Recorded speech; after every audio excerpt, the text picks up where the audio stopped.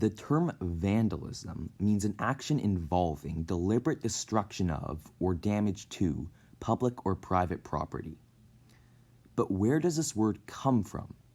Well, it is derived from an ancient Germanic people known as the Vandals and their devastating sack of Rome in 455 Common Era.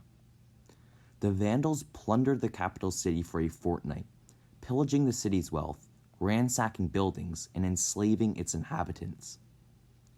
But how did this obscure barbaric tribe manage to best the Roman Empire and invade the capital city? Well, that's the story of Gaiseric and how he transformed his relatively insignificant Germanic tribe into a major Mediterranean power, greatly contributing to the fall of the Western Roman Empire. The Vandals were a tall, light-haired people who originally inhabited northern Europe, but raiding Huns drove the Vandals southwestwards across the Rhine River and into Gaul, and then across the Pyrenees into the Iberian Peninsula, where they settled. However, the Visigoths, a powerful Gothic tribe, invaded Iberia in 418 Common Era, frequently raiding the Vandals and nearly wiping out the Alans, a nomadic Iranian people. Under grave threat from the Visigoths, the Vandal tribes and the Alans united under the rule of Gunderic. Following his death in 428, Gunderic's illegitimate half-brother Gaiseric assumed control of the Vandals. Gaiseric was born in present-day Hungary in 389 and had already shown his military prowess in the many battles during the Vandal migration to Iberia. However, the Vandals were suffering greatly from Visigoth attacks, so Gaiseric decided to leave Iberia and travel to North Africa, where he had been invited by Roman governor Bonifacius, who wished to use the military strength of the Vandals. After successfully defending a surprise attack from the Suevic warlord Hermagarius, Gaiseric left for North Africa with a purported number of 80,000 Vandals and Alans.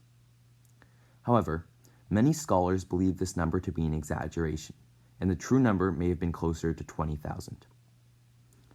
Once in North Africa, which was under Roman rule, Gaiseric turned on Bonifacius, winning a series of battles against him and the Roman defenders. Defeating the Roman Empire in every battle, Gaiseric and his army overran much of what is now Morocco and Algeria, including the city of Hippo Regius, which took 14 months of brutal siege fighting to capture. Moving eastwards, he conquered much of Numidia, eventually forcing the Western Roman Emperor Valentinian III to sue for peace, and a treaty was concluded in 435.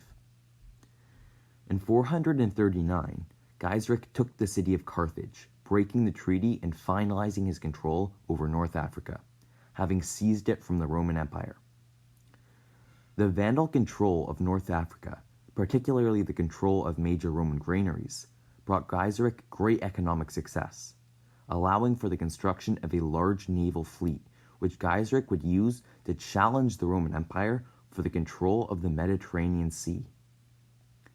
In a 442 treaty, the Roman Empire recognized the Vandals as the independent rulers of North Africa, and in 455, Gaiseric seized control of the Western Mediterranean, capturing Malta, Sardinia, Corsica, and the Balearic Islands.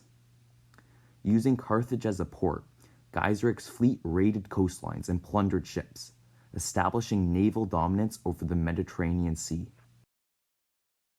Following the death of Valentinian in 445, Petronius Maximus assumed control of the Western Roman Empire and wedded Valentinian's daughter, Eudocia, to his son.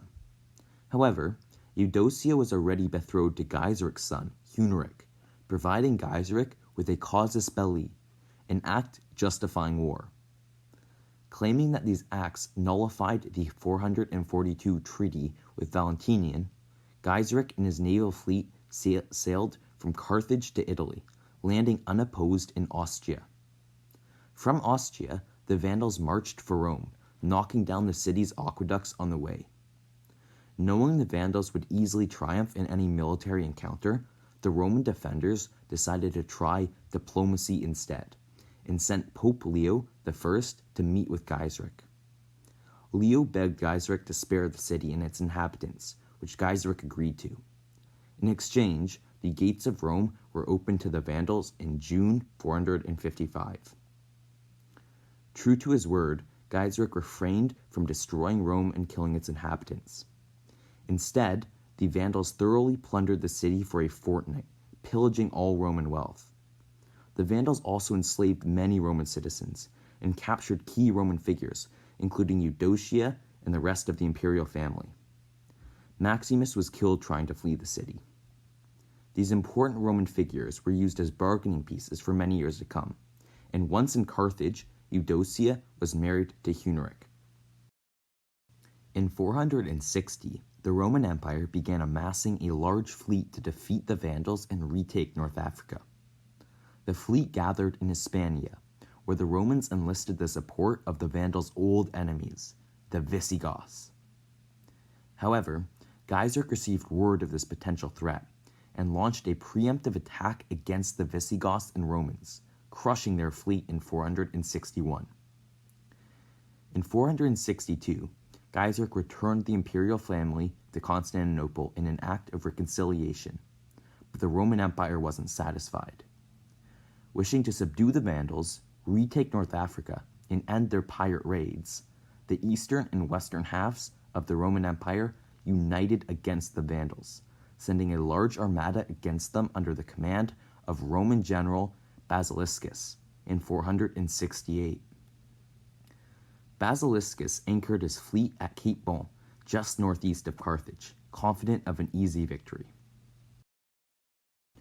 Gaiseric asked for a 5-day truce to prepare peace negotiations and terms of surrender, and Basiliscus accepted, waiting at Cape Bon for the Vandal emissaries to arrive. Gaiseric used this time to prepare his fleet and filled old ships docked at Carthage with flammable material. On the 5th day of the truce, Gaiseric set sail for Cape Bon, towing the old ships behind him. Gaiseric waited for the cover of night, then set fire to the ships and sent them towards the Roman fleet. The Roman fleet was closely packed, with no room to maneuver or escape the flaming Vandal ships, and the fires quickly spread across the Roman fleet. The Vandal fleet emerged amidst the chaos, attacking the unprepared Roman fleet and massacring them. The few Roman ships that survived the onslaught retreated, but by then, the Vandals had destroyed and captured more than 600 Roman ships, leaving the Roman Empire no other choice but to abandon the campaign against the Vandals. This catastrophic Roman defeat was claimed to have cost the Roman Empire 64,000 pounds of gold and 700,000 pounds of silver, and Gaiseric remained in control of the Mediterranean Sea and much of the surrounding areas. From 469 to 475, Gaiseric launched a series of successful attacks against the Eastern Roman Empire, raiding Eastern Roman territories from Egypt up through Anatolia and into Greece. In 474, Zeno, the Eastern Roman Emperor, opened peace negotiations with Gaiseric, in which Gaiseric only demanded that Rome recognize his kingdom and leave it in peace. In return, Gaiseric agreed to stop raiding the Anatolian coastline, free his Roman prisoners, and grant his subjects freedom of religion. Gaiseric and the Vandals were Arian Christians, while the Romans were Catholics, and these clashing religions led to the persecution of Catholics in the Vandal kingdom. However, this was remedied with the success of the treaty with Zeno. The treaty also succeeded in achieving peace, and Gaiseric enjoyed 3 years of stability before dying of natural causes in 477. Gaiseric died in Carthage at the age of 88, leaving his powerful Mediterranean and North African kingdom to his son, Huneric. However, the kingdom began to decline and diminish in power under the command of Huneric and the subsequent Vandal rulers, until it fell to the Byzantine Empire in 534. The Byzantines were tolerant rulers, and most Vandals remained in North Africa, where they were absorbed by the native Berber population. Gaiseric was a brilliant military leader and tactician, and managed to defeat the fabled armies of Rome in every engagement. Gaiseric was also talented in diplomacy, which he used to his benefit on multiple occasions. Even as a man in his 80s, Gaiseric managed to repel enemy invasions and expand his kingdom using his cunning military and diplomatic skills. In fact, Gaiseric remained undefeated in battle from the time he assumed control of the Vandals in 428 until his death in 477, and succeeded in transforming his insignificant Germanic tribe into a powerful Mediterranean kingdom feared by the Romans. He was one of the few men in history able to capture the city of Rome, and in the words of historian Michael Grant, Gaiseric contributed more to the collapse of the Western Roman Empire than any other single man. Much of the information we know about Gaiseric and the Vandals comes from ancient texts written during or shortly after the events they describe.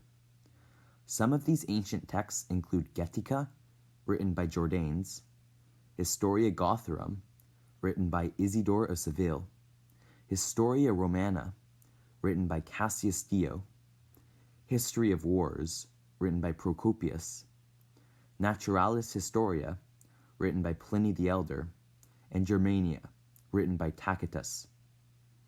Other ancient evidence corroborates the ancient texts, such as letters, coins, and buildings. These primary sources recount the story of Gaiseric and the Vandal kingdom, and how an insignificant Germanic tribe triumphed against the Roman Empire for several decades, contributing to the fall of the Western Roman Empire.